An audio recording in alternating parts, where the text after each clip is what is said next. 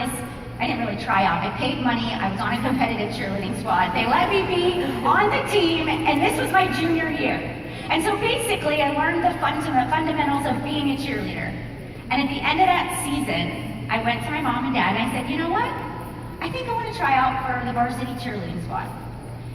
And I'm sure they were thinking, okay, she's cheered for 1 year, she has no skill. These other girls she's going up against have been cheering all their life.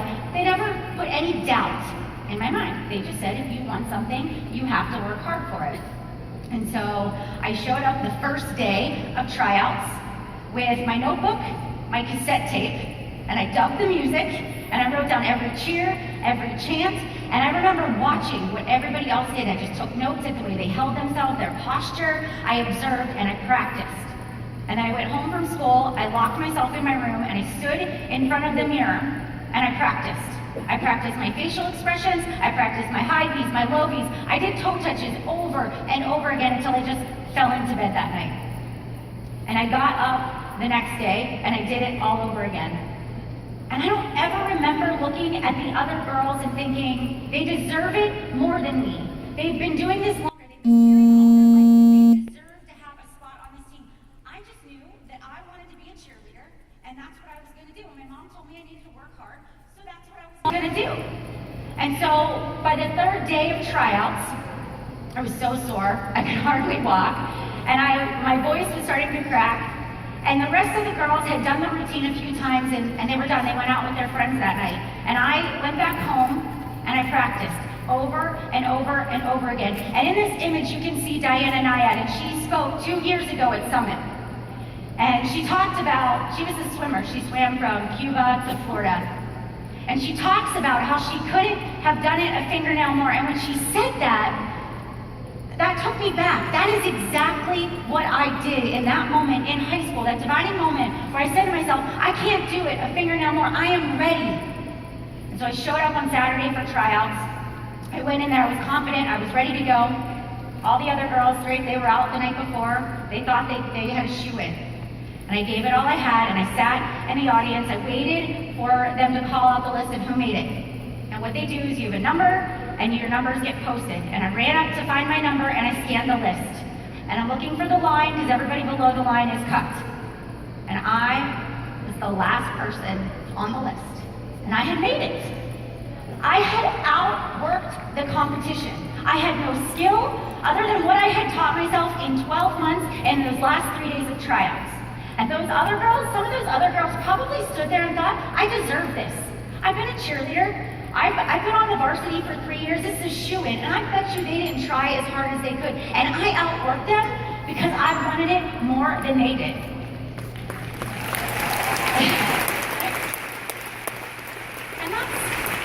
and that's a lot of our business too, right?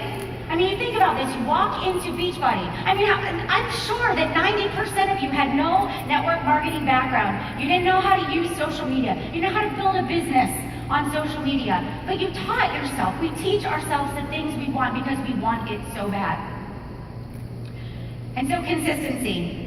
That leads me to my next point. And if you are part of my team, they always say to me, Melanie, the number one thing about you is you're the consistency queen. And that is me.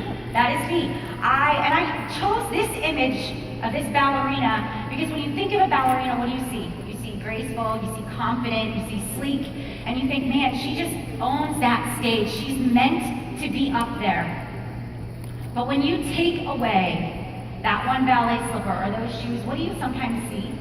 Maybe a bloody toe, or maybe it's broken, a couple blisters, and you think, man, she worked hard. I bet you she made a lot of sacrifices to be on that stage. And that's a lot like coaching. You see the highlight reel of social media. You see how glamorous it must look and how effortless it looks like the climb to reach success might be. But when you peel back the layers of this business, you realize that there was a lot of hard work, a lot of consistency, a lot of objections, a lot of failures to get where I am today. And I've done a lot of unsexy things to build this business. But it's because I was willing to do the things that other people were not willing to do that got me to where I am. And for me, it doesn't look the same for everybody. For me, it was 5 a.m. when that alarm would go off and my feet would hit the ground. I was up, I was awake, and I had work to do. And I would work as fast as I could before my boys got up because I was a stay-at-home mom. Matt worked long hours. I was everything. I was caretaker. I did the laundry, did the dishes. I had to be on. And so those were the only times of the day that I could work. So 5 a.m. and then in the afternoon. I made sure to be home so the boys could take a nap so that I could work my business. Most people would say, I'm really tired. It's been a long night. The boys didn't sleep. I think I'll just take a nap or I'll watch some soaps. Not me. I had a vision for where I was going. Then 9 o'clock at night, I had a choice. I could put the boys to bed, pour myself a glass of wine, watch some TV, again, back to the computer, stayed focused. Not just when it was convenient, but every single day. 365 days out of the year for the last 5 years of my life, I have been consistent with posting, with social media, with showing up, with personal development, with practicing what I preach. I outworked the competition. And here's the kicker, I figured this out. I also did it on Saturday and Sunday. I mean, how many people do their nutrition and their fitness Monday through Friday? They deserve the weekends off, right? Same thing with your business. You can't out-exercise a bad diet. You can't eat whatever you want on the weekends and still expect to get results come Monday morning. And so Saturdays and Sundays, 5 a.m., the rest of the world is quiet. And trust me, it's quiet. Because I was probably the only one of the few that was on social media. But I was scheduling posts. I was making my schedule for the week. I was doing my meal plan. I was getting my mind in the right place. I was following up. I was writing my blog posts. And those extra 2 to 3 hours on Saturdays and Sundays that I put in that I didn't have to amounted to, just in 1 year, 1,344 extra hours I invested into my business than the competition. I was willing to do the hard work.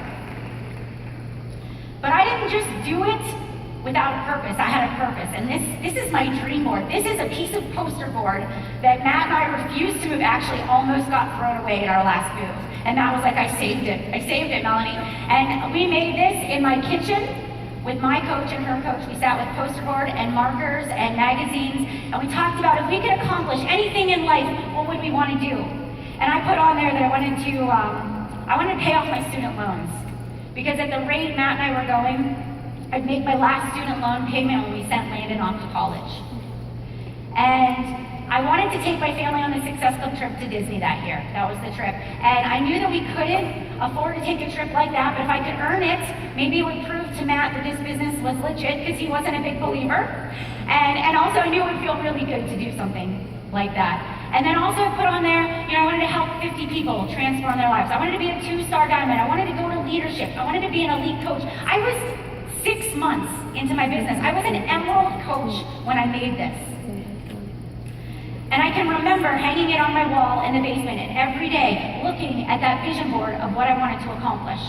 And everything did not always go as planned. There was one particular moment and a goal that I missed. I wanted to go to leadership. You had to be a 2-star diamond. And I missed the qualification by 2 weeks.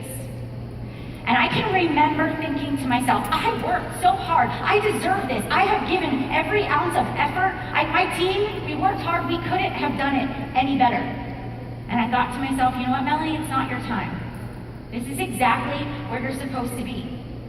And how many times do we miss a goal and we let it defeat us? We let it set us back 3, 6 months. We let our foot off the gas. And we can't do that. I just put my head down and I said, you know what, Melanie? Don't change the goal. Stay focused. Stay sharply pointed in the direction that you want to go. Everything will work out. And you know what it did? Within 3 to 6 months, I accomplished every single thing on that goal board. Because I didn't give up.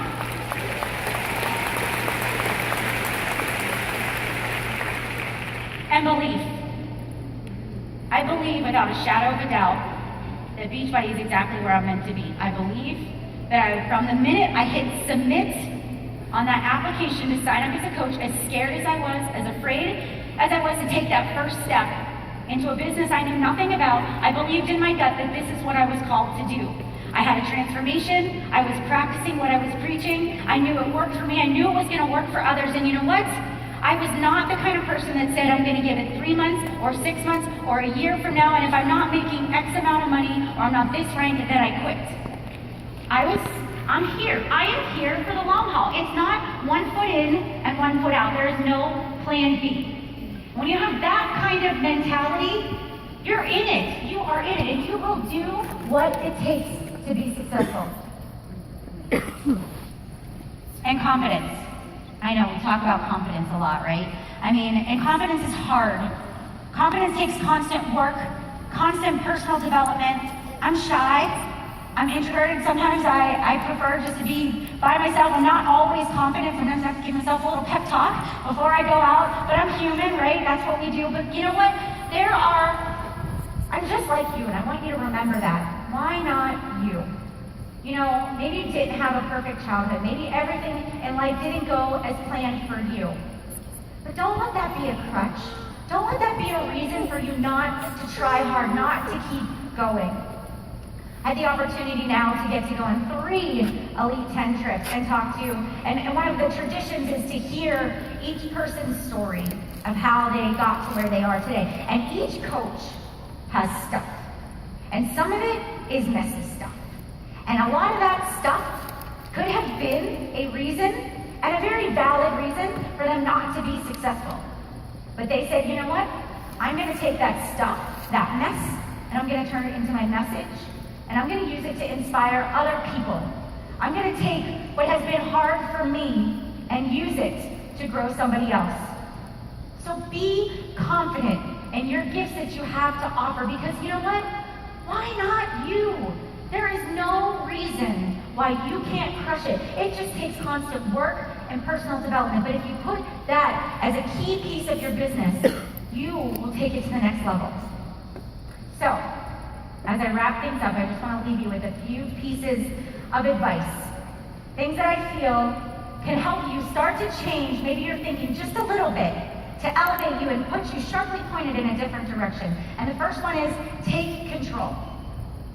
If you don't like a situation, change it. You have the ability to say that this is not how the story is going to end, and it's not too late in the game to make a change. If you want something different, you have to be willing to work for it. Is it going to be hard work? Absolutely, but is it going to be worth it? I believe it is. I believe it is. You guys, you're all responsible for your own success. Not Beachbody, not your upline, not your place in the organization, but you and your daily actions. And you know what? Don't settle. Don't settle for average. Average is easy. Average is normal. But that's not you. That's not you. Always raise the bar. Always strive to be the best at hand. Always ask yourself, can I be living 2 to 3 steps outside of my comfort zone? And the minute you start to feel yourself kind of going back into that comfort zone, I want you to challenge yourself. Can I give better customer service to the people in my challenge groups? Can I improve myself as a leader? Can I sharpen my skills? And when you always elevate yourself and be teachable and coachable, you will see your business continue to grow. And hard work. Hard work attracts hard workers. I bet you every one of you in this audience has asked at one point or another, how do I find working coaches? How do I find the next Melanie Mitro, right? And I'll tell you where those people are found. They're found by you getting down in the trenches and you doing the hard work. You leading by example. You saying, all right, if I want people to work out and be consistent, I gotta be consistent. If I want people to do personal development, I gotta do personal development. And when you get down in there and you do the hard work, people can't help but be attracted to that. They want to be a part of that. And I can remember thinking to myself, long before I had the title of leader or felt like I was qualified to be in a leadership position, I remember thinking to myself, I'm going and you can either get on this train or not, because I'm leaving without you. And that's the attitude we have to have. All right. My last point is this: always confront the brutal facts of reality. Got to be willing to change. And you've heard a lot of this over the past day and a half now, right? I mean, we have a choice. I mean, we can put our head in the sand and we can say, I don't want to pay attention to the fact that Facebook is changing, or that Snapchat is now here, or that, you know, we used to do shake and shares and fit clubs and face-to-face, and now a lot of our business has become social media, and we can ignore that. We can ignore that and say, you know what, it's going to be fine. This is a fad. This is going to pass. Or we can say to ourselves, all right, team, we need to change. We need to come up with a solution. We need to be solution-oriented. And I'll tell you what, I don't want to be on the defense. I want to be on the offense. And I am willing to change because I know change is hard, but I know it's what makes us grow. So here's the bottom line, guys. We have a choice. We can let the moments go by. We can leave here. We can fold up our notebooks. We can go home. We can go back to our normal, average life. Or we can say, I'm not going to let another moment go by where I'm just living. I'm going to be alive. I'm going to inspire other people. And I forget who said it. Was it Gary Vaynerchuk? Somebody said yesterday about regret. The worst thing in life is having regret. And I don't want any of you to walk away and say, I regret not living my life to the fullest, not finding that thing that makes me feel like I'm pursuing a greater quality of life. And here's the thing. I know some of you have never had somebody tell you that there's greatness inside of you, so I'm going to tell you. I believe that in each and every one of you, there is greatness. And you have the ability to do extraordinary things. So do not let another moment go by where you're not living your life to the fullest. Thanks, everybody.